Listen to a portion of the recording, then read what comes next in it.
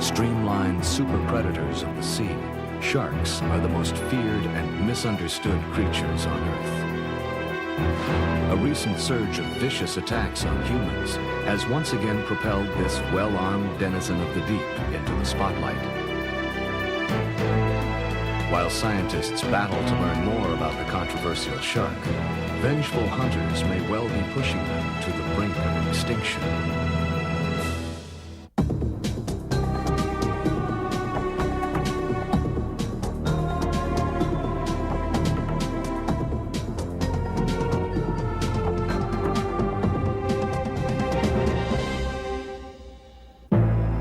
It's been called man-eater and white death and is known by millions simply as Jaws.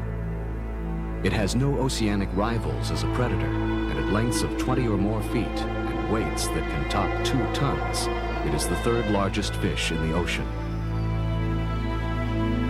Despite all of its notoriety, little is known about the behavior of the white shark or why it has attacked more than 100 humans worldwide since 1950, killing 22. More than half of all great white attacks on man have occurred here on California's central coastline. The 120-mile stretch north and south of San Francisco has even been dubbed the white shark attack capital of the world, and also the Red Triangle. As attack statistics continue to rise, the questions regarding shark attack are many, and man, balancing a need for ocean-going recreation and a newfound awareness of protecting the environment and all its creatures, turns to science for answers. At the Bodega Marine Laboratory in Bodega Bay, California, scientists and experts from around the world have gathered together for the first White Shark Symposium in 10 years. Dr. Leonard Campagno, an international shark expert, has traveled from South Africa to attend the symposium. The one thing that I hope that the conference and its proceedings eliminates is this Jaws mythos of the white shark as a simple, mindless eating machine. I think we've seen a lot of examples over the past couple of days of different predatory strategies, ways of taking prey, different things that the white shark does in different areas, and detailed behavior, that they have complex behavior. Much of the white shark's reputation as a mindless eating machine stems from film footage showing white sharks, highly stimulated by bait and chum, attacking and biting cages for the cameras. Because the white will rarely approach man without the stimuli of blood and fish entrails designed to attract him, observing the white shark in a non-baited situation is very difficult. Recently, however, scientists off the California coast have spent countless hours observing the white shark and are now discovering possible motivations for attacks on humans. Dr. Peter Klimley, organizer of the symposium, has been studying the white shark for 9 years at southeast Farallon Island, 30 nautical miles west of San Francisco. White sharks are more common in Northern California because it's a temperate environment. There are large populations of seals and sea lions here, which are their major prey. By observing the white's natural feeding behavior, Dr. Klimley is able to draw conclusions based on the way a shark stalks its normal prey, the seal. Lacking a seal's speed and agility, the great white must rely on the element of surprise. It stalks this baby seal from below and behind. The white's stealth capabilities are enhanced by the evolutionary development of a dark back, making it almost invisible from the surface. White shark, in a sense, is misnamed by being called a white shark. Its back is dark and makes it cryptic when seen from above.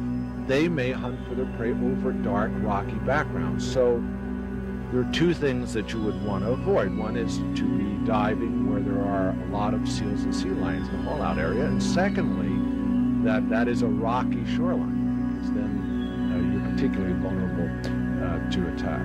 Other areas where there's a sandy bottom, even if it's close to these areas, may be quite safe, because the shark will not remain over a bottom that it can be easily detected by its prey. It's not going to be successfully able to ambush its prey there. New data revealed at the symposium indicates that great whites, unlike most other shark species, are daytime hunters. And although the whites have an acute sense of smell, they may be primarily a visual predator, cruising just under the surface and looking up for potential meals. This comes as bad news to surfers, who spend most of their time in the water floating on the surface, often over rocky points in areas that seals frequent. At Santa Cruz, California, 32-year-old Eric Larson was floating on his surfboard when he was hit from below by a huge white shark. After receiving major injuries to both arms and his left leg, the surfer was able to fend off the shark and paddle to shore. As he shouted to beachgoers to call 911, Eric began a desperate attempt to stop the bleeding and save his own life. While waiting for paramedics to arrive, Larson instructed beachgoers how to apply pressure to his wounds as he bravely pinched off his own severed arteries. Eric's brother Nick, who had been surfing with him just minutes before, was at his brother's side moments after the attack. I think what happened is that the shark hit him twice, got his left arm down the mouth of the shark, and Eric had the courage to simply bang the shark over the head as hard as he could, trying to get his arm out. After stabilizing, Eric was flown to a nearby hospital for treatment. His excellent physical condition and knowledge of first aid enabled the surfer to survive, despite losing half the blood in his body and receiving hundreds of stitches in surgery. If I were to make a foot guess, I'd say he had about 2.5 feet of lacerations to close. That's at the skin level. At a hospital press conference, a recovering Larson described the attack.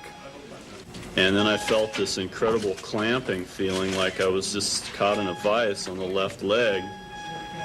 And I didn't quite know what happened, but it spun me off the board into the water.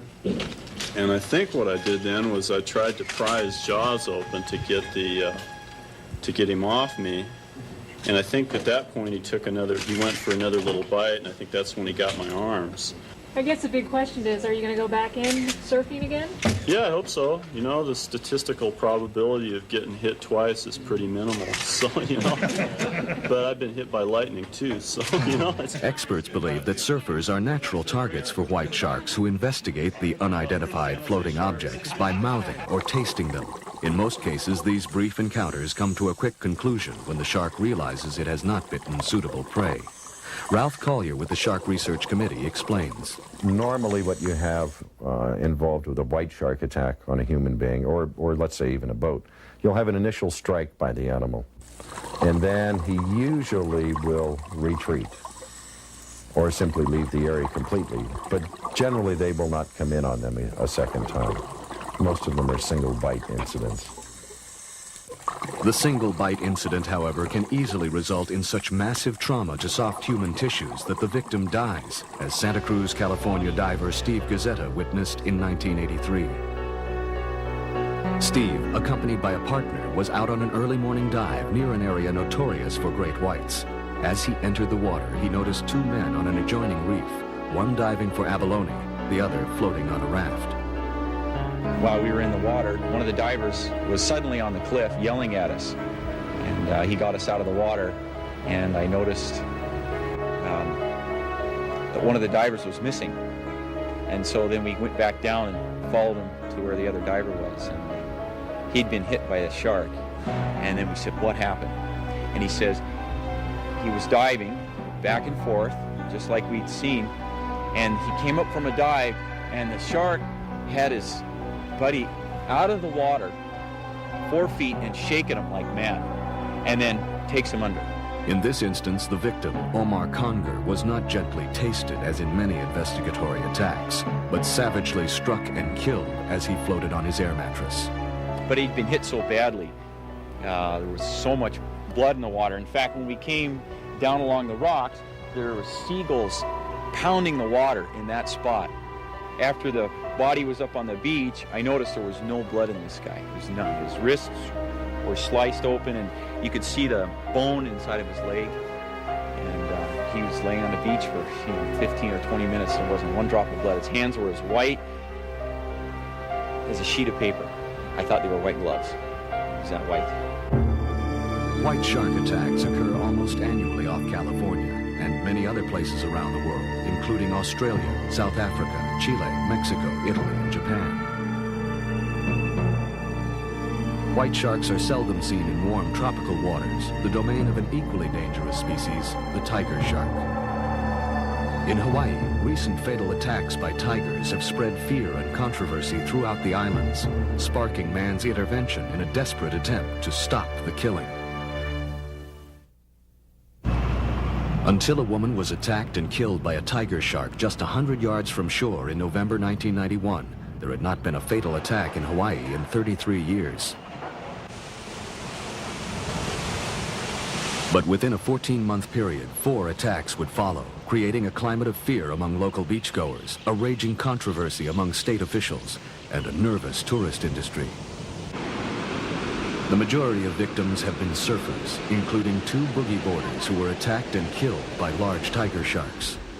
Other surfers have been bumped off their boards, and many have been chased from the water as tiger shark sightings have suddenly, inexplicably skyrocketed. Rick Gruzinski has surfed the perfectly formed waves on Oahu's North Shore for 10 years. On October 22, 1992, Gruzinski paddled out alone at Lanikai and positioned himself to catch the next set of waves.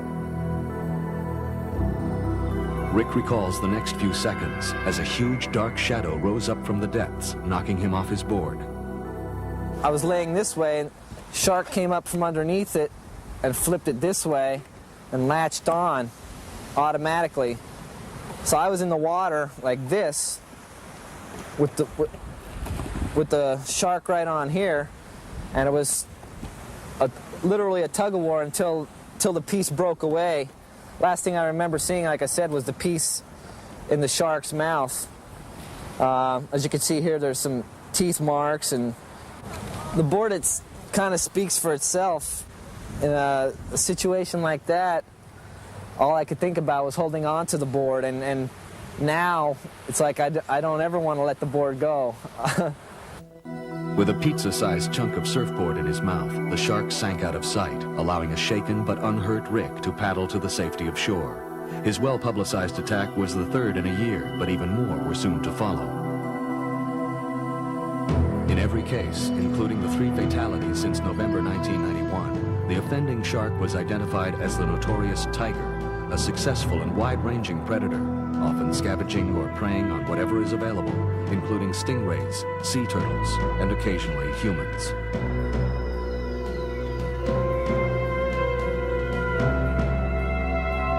Unlike other species of shark, the tiger is a prolific breeder, easily becoming abundant in near-shore waters.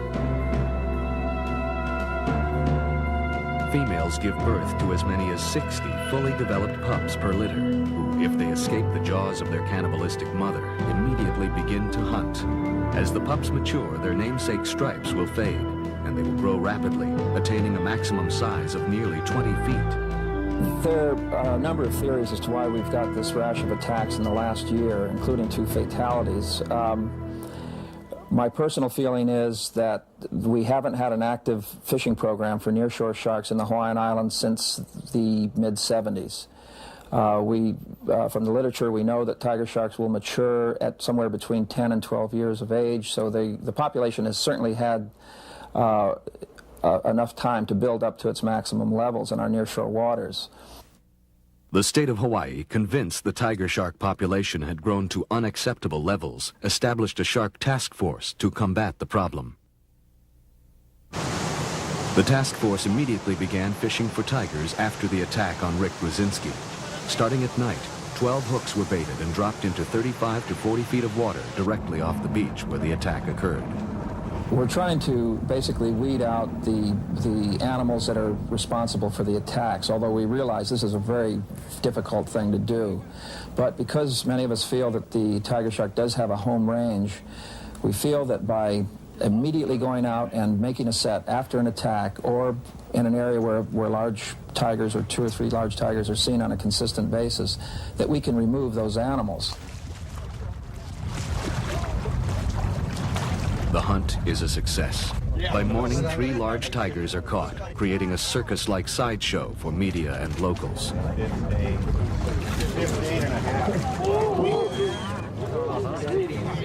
The heads of harmless gray sharks were all that remained on several hooks, their bodies consumed by the hungry tigers. As victim Rick Grzinski looks on, task force members search for the missing and apparently eaten chunk of surfboard that will positively identify the attacking shark. Is it stomach? Comes from all over, you know. But the lost clue to the mystery is not found in the shark stomachs, but by a local fisherman, leaving the guilt or innocence of these sharks a matter of speculation. A fisherman found the other piece later that afternoon. He found it about 6 miles away towards Cayena Point. The piece was intact, perfectly as I remember it, in the shark's mouth. Looks like it didn't chew it up or do much else with it except maybe spit it out.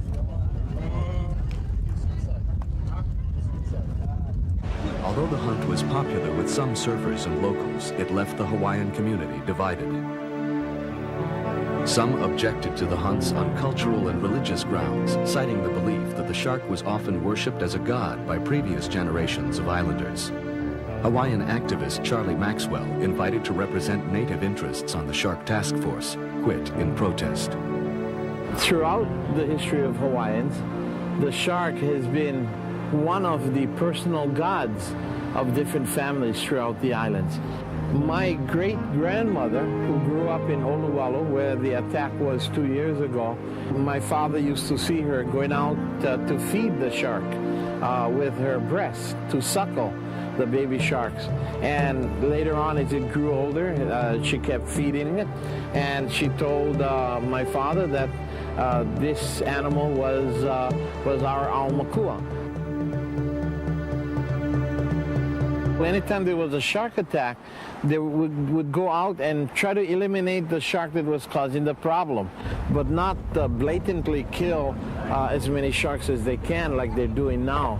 And that's one of the reasons why I resigned from the Shark Task Force. I think the state of Hawaii is going to have to reevaluate the Shark Task Force.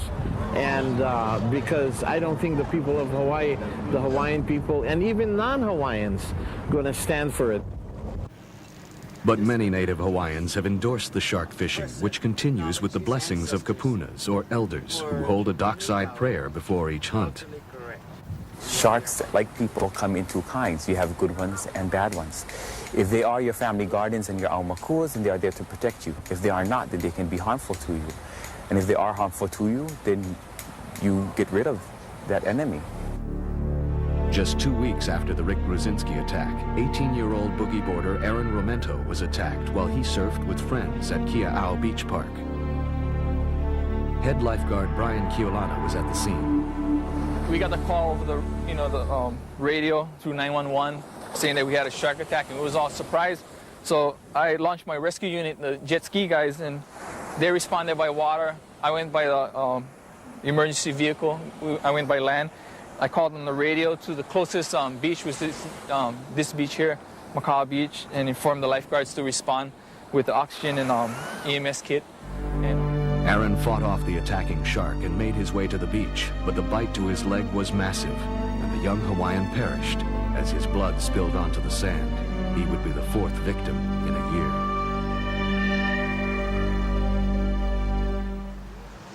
Despite the ongoing controversy, the Shark Task Force, led by Department of Land and Natural Resource Director Bill Patey, went immediately back to work.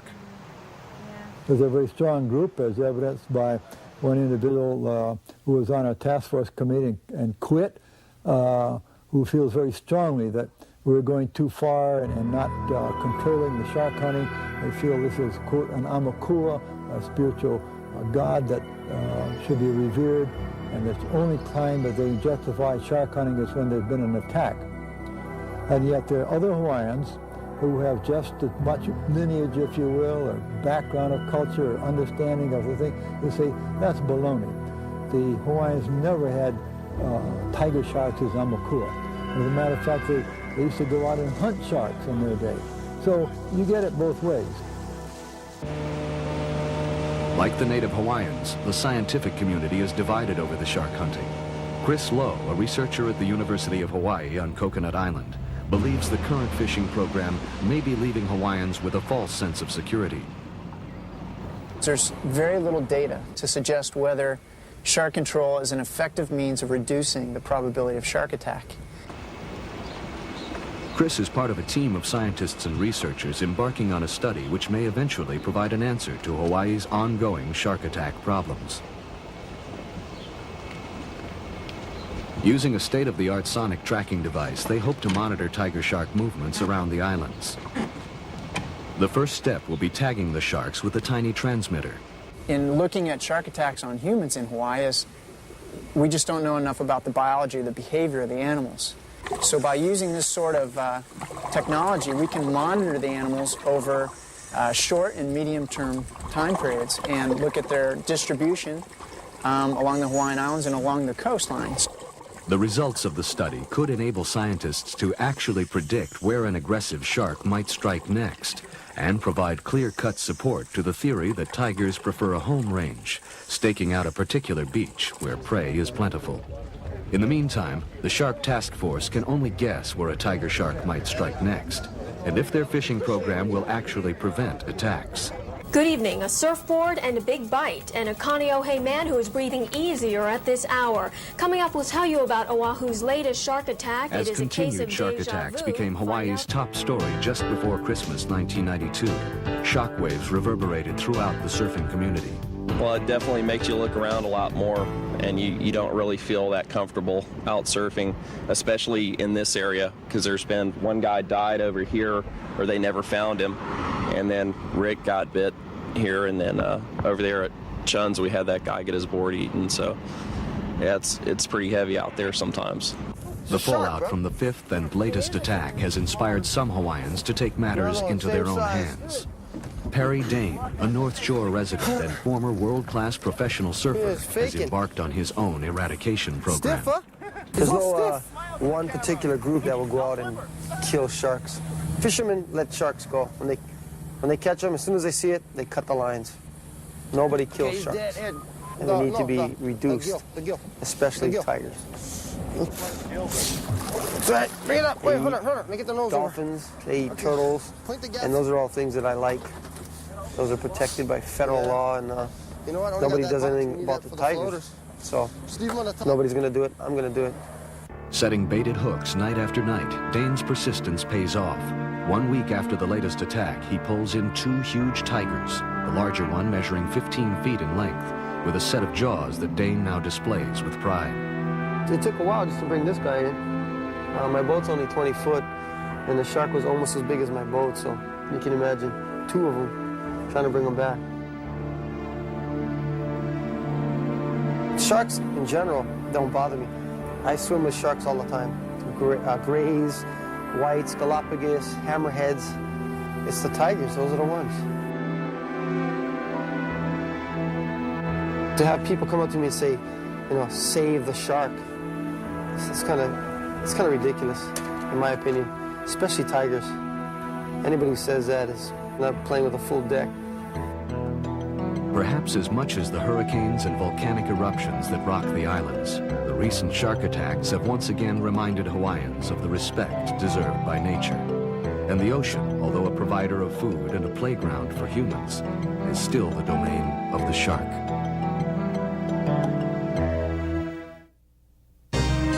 Early mariners whose ships were lost at sea were among the first victims of shark attack, their chilling tales reproduced by artists on wood carvings and canvas. In the summer of 1916, the most celebrated shark attacks in U.S. history took place along the New Jersey coast.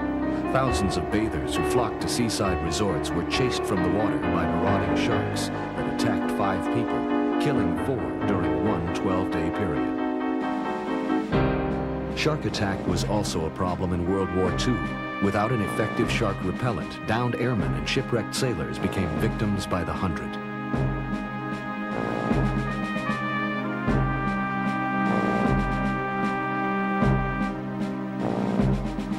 Experts say the normally docile blue shark is a frequent visitor at maritime disasters, attracted from miles away by the scent of blood in the water.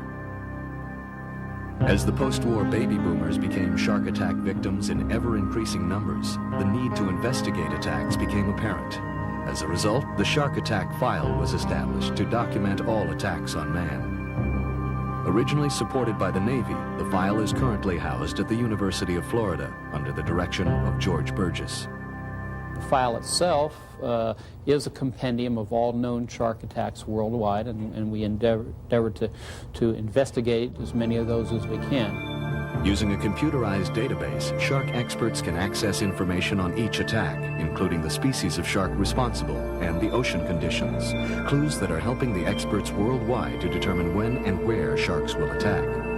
In Florida, we have one death perhaps every 2 years, statistically less than one death per year in Florida as a result of shark attack.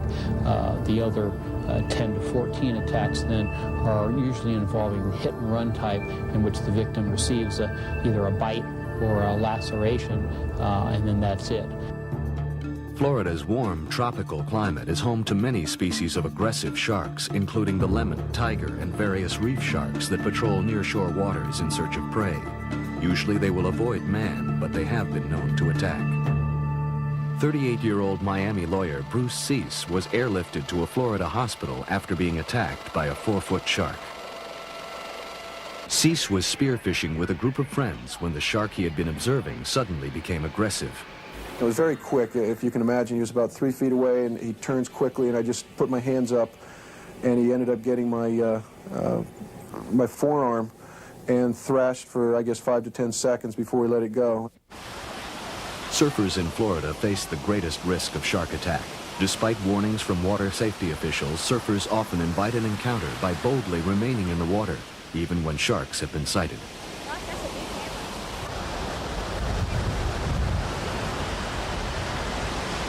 Joe Bosky, a 15-year-old surfer from Jacksonville Beach, received serious wounds to his hand and arm from a shark he never saw. Based on the bite marks, experts estimate the shark was between 4 and 6 feet.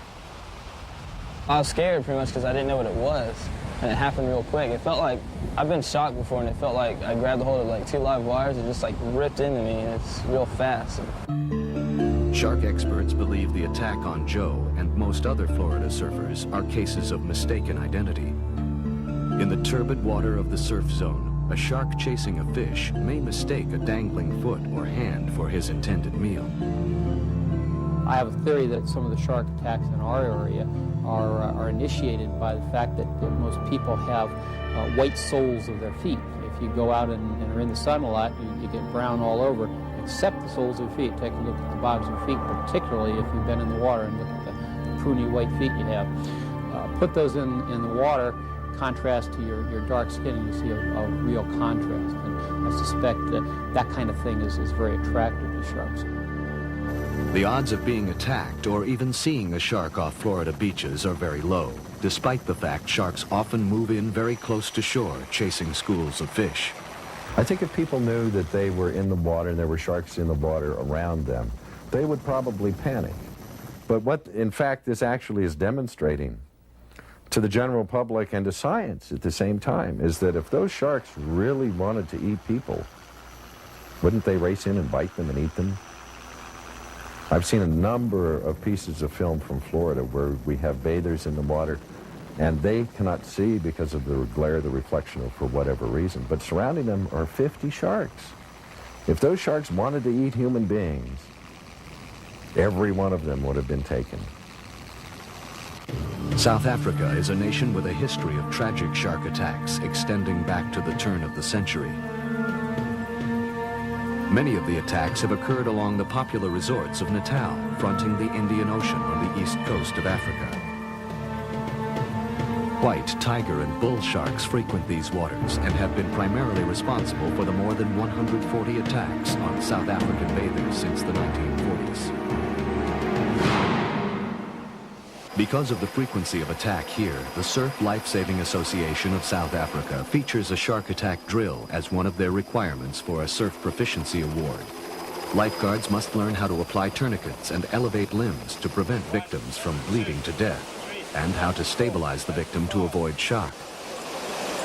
1 and 2 and 3. In an effort to combat the shark attack problems that had plagued them for decades, South Africans created the Natal Anti-Sharks Board. The Sharks Board was actually constituted in 1964. And in fact, this was as a direct result of the spate of shark attacks that occurred off the Natal coastline in the late 50s and early 60s. And was as a result of the effects that the shark attacks had on the local tourist industry that the public went to the province of Natal and asked them to create an organization to combat the threat as was perceived to be in those days. The scientists and researchers on the board investigate all attacks in South African waters. By examining tooth fragments and the bite radius on surfboards involved with shark attacks, they are able to determine the size and species of the shark responsible. Most of our research is aimed at trying to understand the biology of the shark species that we are dealing with, how they tick. And given that background, possibly we'll be able to improve our understanding of why sharks from time to time should bite people. The board's primary function, however, is keeping bather and shark from meeting, and it does so by laying and maintaining an elaborate netting system along South African beaches. Currently, 420 nets guard the Natal coast, and since their introduction, shark attack numbers have dropped dramatically. But due to large surf and other ocean conditions, not all beaches can be netted, and many attacks still occur on these unprotected beaches. Longtime local surfer Baron Sander remembers a time of danger before the nets when bathers and pioneering surfers entered the water at their own risk. The last known shark attack in Durban was a friend of mine, Clive Demain, in 1949. Body surfing at South Beach with 4 other guys. Small surf, nothing wild, and he was right in the middle of the other guys, and he was taken by a great white. And it took him twice. First time he came up, he just shouted, "Shark, shark." One of my friends looked around, and there it came. Went straight past him, dorsal about 3 feet high, took Clive. That was the end of him. All they found of him was 1.5 inches of liver or lung, I can't remember. But he was never seen again. And under the description of what these guys gave, they estimated the shark was 12 to 15 feet and weighed a minimum of 1,500 pounds. The nets, rather than acting as a barrier between bather and shark, actually functioned like giant gill nets, catching and killing sharks by the hundred. I personally think nets work because in the first place, the attacks haven't been plentiful, the shark population has decreased, and they stay away. The nets are deadly to sharks who must swim constantly in order to breathe. When caught in the nets, they slowly suffocate. The few sharks that are caught alive in the nets are tagged and released. Dead specimens are brought back to the Shark Board's lab for research and study. The nets on average kill 45 tiger, 41 great white, and 61 bull sharks per year. But in addition to these dangerous species, many harmless animals also fall victim. Dolphins, sea turtles, and even whales have died in the nets, prompting outrage from environmentalists. Many are convinced the nets, conceived long before a worldwide movement toward ecology, may be upsetting the ocean's delicate balance. International shark expert Dr. Len Campagno vehemently opposes the nets.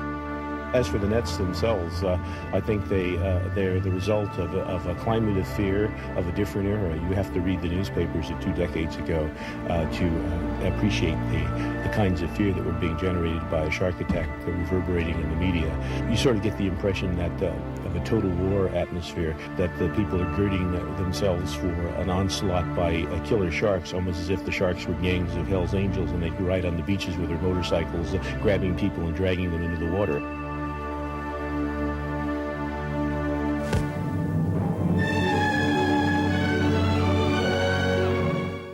The fear of shark attack has led to massive slaughter and a vast reduction of the great white shark in South African waters.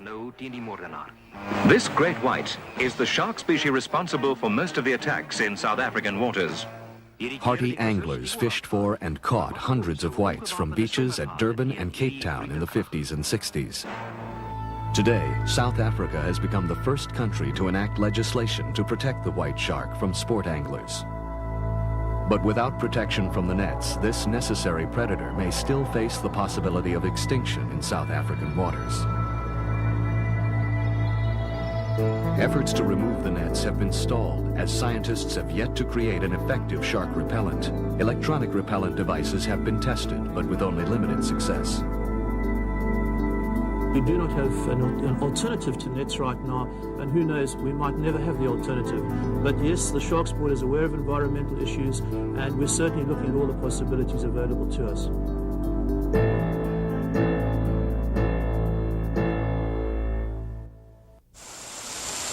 Of the 368 species of shark, only 4 are considered dangerous to man, and the vast majority, like this tiny swell shark, are completely harmless. Still, the words shark and shark attack inspire fear and loathing in the general public, an attitude Mark Marks is determined to change. A senior at California State University at Humboldt, Mark feels the shark's image problem is primarily due to sensational media coverage of attacks and a Hollywood Jaws stereotype that just won't go away. What's really sort of unfortunate for sharks overall is that when the public thinks of a shark, they think of the white shark, this large media-hyped animal that supposedly a man-eater and frenzied killer. And the majority of sharks are really very inoffensive and fairly small. In his quest to vindicate the shark, Marks has launched a grassroots organization, the Shark Protection and Preservation Association, designed to educate and thereby change public perception of sharks, and to lobby for legislation to protect sharks from man. But finding sympathy for the predators has been difficult, and so far the organization has received mixed reviews. Yeah, I just wanted to call and express my view or my feelings on shark protecting. My little brother was eaten by a shark, and I believe in saving a whale, but not them damn bastards. I really hate people like you. It's so stupid to save sharks like that. They're the devil's creatures. The devil's creatures. Really difficult thing to counter. Sort of shows the irrationality about these animals. Through the talks he gives and positive publicity he generates, Marks is hopeful the white shark will receive some of the same public sympathy that whales and dolphins have received. I think education is the key here. You need to inform people about the misconceptions and stereotypes that have been traditionally portrayed in media, literature, and so forth. These kinds of images, these Jaws monster-like images, perpetrate this post-Jaws notoriety that has done so much harm over the years to these animals as a species. It's encouraged the killing of them, which is a very foolish act because it has detrimental effects to the marine ecosystem. No one knows more about the killing of the great white than Australia's Vic Hislop. Scoffing at the concerns of conservationists, Hislop enjoys a profitable career as a great white hunter, and by his own admission has killed hundreds of whites in his effort to balance the seas. We're thinning out everything except the large dangerous sharks, because none of the fishing that's done by man catches the large sharks. Now already we've noticed that all over the world there's been shark attacks in the last few years where they've never had attacks before. We're going to see an alarming increase in this because of the heavy fishing. The big sharks are coming closer and closer to shore, and we're thinning out their fish, and we're going to be puttering around in the water, and it's going to get a lot worse. Profiting on the fear and hysteria generated by shark attack, Vic operates his own roadside shark show in North Queensland, Australia. While scientists and experts struggle to save the white shark, Vic carries out his one-man assault on the huge predator, hunting it without restriction in his home waters. Dr. Leonard Campagno spearheaded the drive to protect the white shark in South Africa. The white shark is a difficult animal because of its vulnerability. It lives in all the wrong places, that is, closely adjacent to large, rather highly developed populations of human beings. It's easily accessible via modern technology and the like. It's not that difficult to kill off white sharks, despite all the machismo hero business that's made about it. It isn't a big thing to go out with barrels and chains and the like and catch these large sharks. But the controversial Hislop considers his unique work very necessary. It's a big thing to go out catching huge great white sharks and huge tiger sharks, and very few people in the world will ever do it or even consider it. There's a movement now to protect great white sharks. You know, it's utterly ridiculous to protect the end of the food chain and wipe out all his food, which is what we're doing. You just can't do that. It's common sense, you know. Mark Marks disagrees, but even with a new global shift towards conservation, enacting laws to protect the white is very difficult.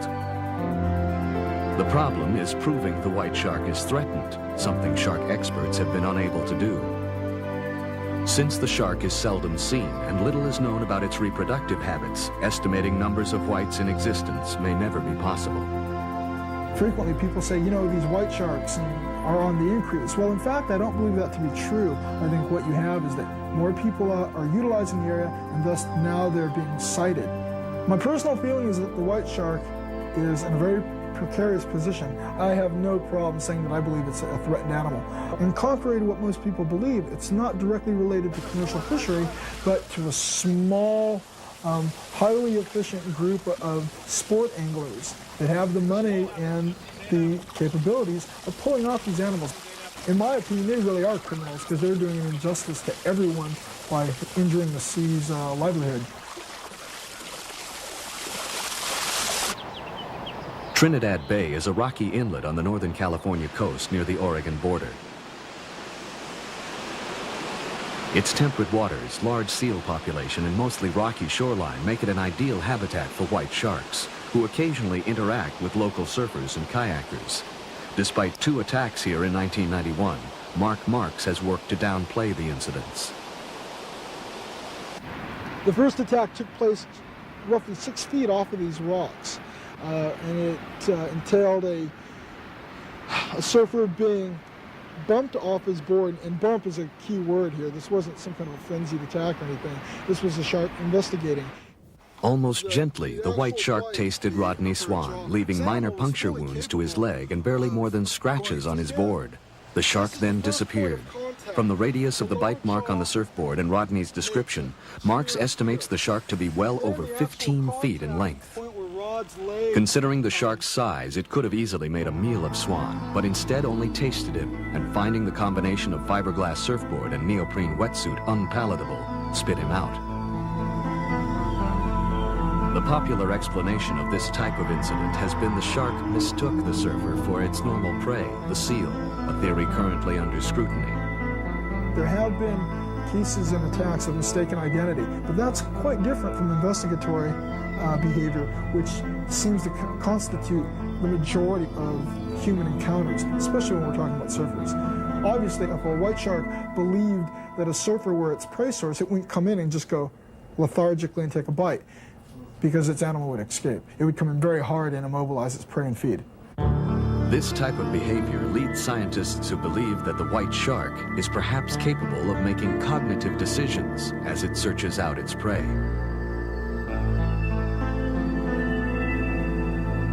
After his attack, Rodney returned to surf Trinidad Bay. Although the emotional scars received in his harrowing encounter were perhaps deeper than his physical ones, Rodney overcame his fear through a new understanding of the ocean and a new respect for its most notorious predator. There's no reason to go out and have people take out their angers and frustrations on these animals. They're a real easy target. I mean, granted, they are the most gruesome looking animals when they're in their feeding mode that I've ever seen. Eyes rolled back, teeth distended, jaws bloody. It was an incredible sight. But I believe that they have a right among all other animals to be as they are and live. And I don't think that going out and killing them, sticking your head in the jaws when it's dead, and having your brother Sam take a picture of it is very cool. Despite all our technological advances in the 20th century, man's only recourse against shark attack remains the same as it has always been: to stay out of the water. Is the threat of shark attack serious? Experts say no, but even the most remote chance of being bitten or perhaps eaten alive is enough to cause some to strike out in fear and kill these magnificent predators. Man fears what he does not understand, and most certainly the shark remains one of the most misunderstood creatures on Earth.